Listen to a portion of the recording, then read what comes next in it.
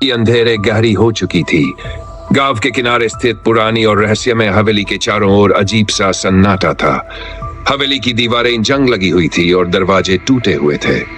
गांव के लोग कहते थे कि यहाँ किसी जिन या बदकिस्मती का साया है, लेकिन राहिल, जो एक तेज दिमाग और निडर पत्रकार था, इन बातों को सिर्फ देहाती अंधविश्वास समझता था।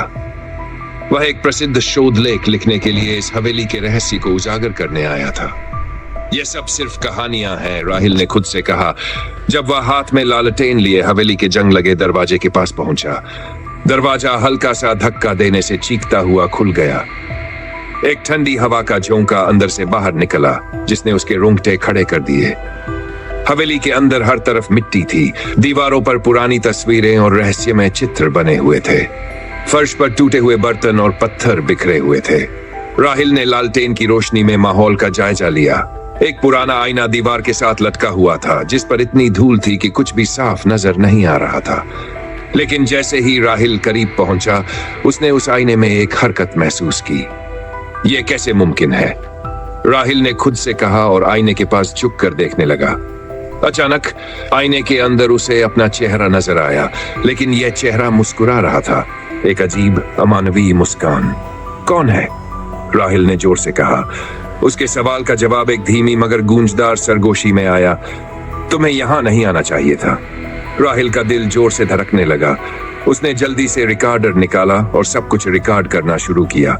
लेकिन जैसे ही उसने रिकॉर्डर ऑन किया, उसकी बैटरी अचानक खत्म हो गई। लालटेन की रोशनी भी मंद होने लगी। यह सब क्या हो रहा है? राहिल ने खुद से कहा। फिर एक साया हवेली की दीवारों से निकलकर उसके सामने आया। यह साया मानव रूप का था, लेकिन उसकी आंखें लाल थीं, जैसे खून टपक रहा हो। तुम यहाँ क्यों आए हो? साया बोला। राहिल ने अपने कदम पीछे हटाए। उसकी सांसें तेज हो गई, लेकिन उसने हिम्मत नहीं हारी। मैं सच्चाई जानने आया हूँ। लोग कहते हैं कि यह हवेली अपशकुन है। तुम कौन हो? साया चुप रहा, लेकिन उसकी आंखों में अजीब सी चमक पैदा हो गई। फिर अचानक एक जोरदार धमाके की आवाज आई और राहिल जमीन पर गिर पड़ा। जब उसने अपनी आंखें खोली तो वह एक अंधेरे कमरे में था। यह कमरा हवेली के बाकी हिस्सों से अलग था। यहाँ फर्श पर अजीब चित्रकारी थी और दीवारों पर रहस्यमय निशान बनाए गए थे।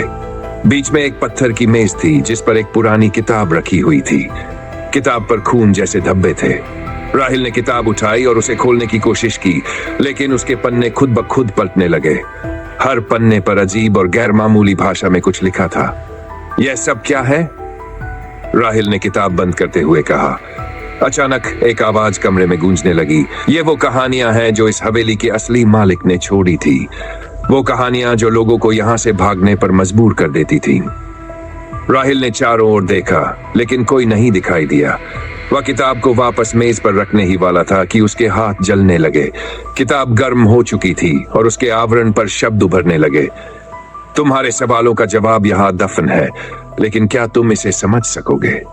राहिल ने किताब छोड़ दी और जल्दी से दरवाजे की तरफ दौड़ा, लेकिन दरवाजा बंद हो चुका था। अब वह कमरे में कैद था।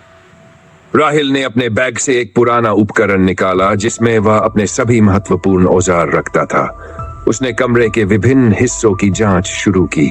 दीवारों पर एक निशान था जो बिल्कुल आईने की तरह लगता था। जैसे ही उसने उस निशान को छुआ, दीवार का वह हिस्सा हिलने लगा और एक छिपा हुआ रास्ता खुल गया। राहिल ने जल्दी से उस रास्ते में कदम रखा। यह एक लंबी और तंग सुरंग थी, जिसके दोनों तरफ मशालें जल रही थीं। यह जगह किसी पुराने समय की लगती है, उसने सोचा। सुरंग के अंत में एक और दरवाजा था। राहिल ने दरवाजा खोलने की कोशिश की, लेकिन यह बहुत भारी था। उसने अपनी पूरी ताकत लगा दी और आखिरकार दरवाजा खुल गया। सामने एक बड़ी लाइब्रेरी थी, जिसमें हजारों किताबें थीं। इन किताबों पर अजीब और गैर मामूली निशान बने हुए थे। बीच में एक तख्ती रखी हुई थी, जिस पर लिखा था, यह ज्ञान तुम्हें सच्चाई के करीब ले जाएगा, लेकिन कीमत चुकानी होगी। राहिल ने तख्ती को पढ़कर सोचा कि क्या सच में यहाँ की सच्चाई उसे मिल सकती है। लाइब्रेरी के बीच एक बड़ी कुर्सी रखी हुई थी और उस पर एक बूढ़ा आदमी बैठा हुआ था। उसका चेहरा झुर्रियों से भरा हुआ था और आंखें खाली थी, जैसे वह कुछ देख ही न सकता हो। तुम यहाँ क्यों आए हो? बूढ़े ने धीमी आवाज में पूछा। राहिल ने जवाब दिया, मैं ये जानने आया हूँ कि इस हवेली का रहस्य क्या है। लोग यहाँ से डरते हैं, लेकिन मैं सच्चाई दुनिया के सामने लाना चाहता हूँ।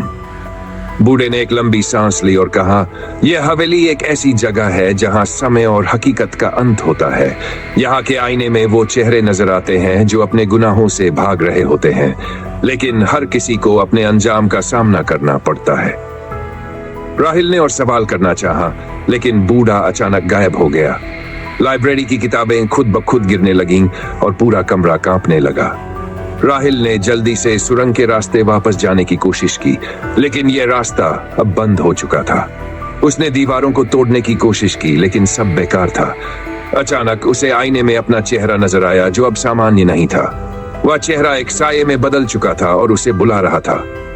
वापस आ जाओ, चेहरा बोला, यह जगह तुम्हारे लिए नहीं है। राहिल ने पूरी ताकत से अपनी आंखें बंद कर ली और दुआएं करने लगा।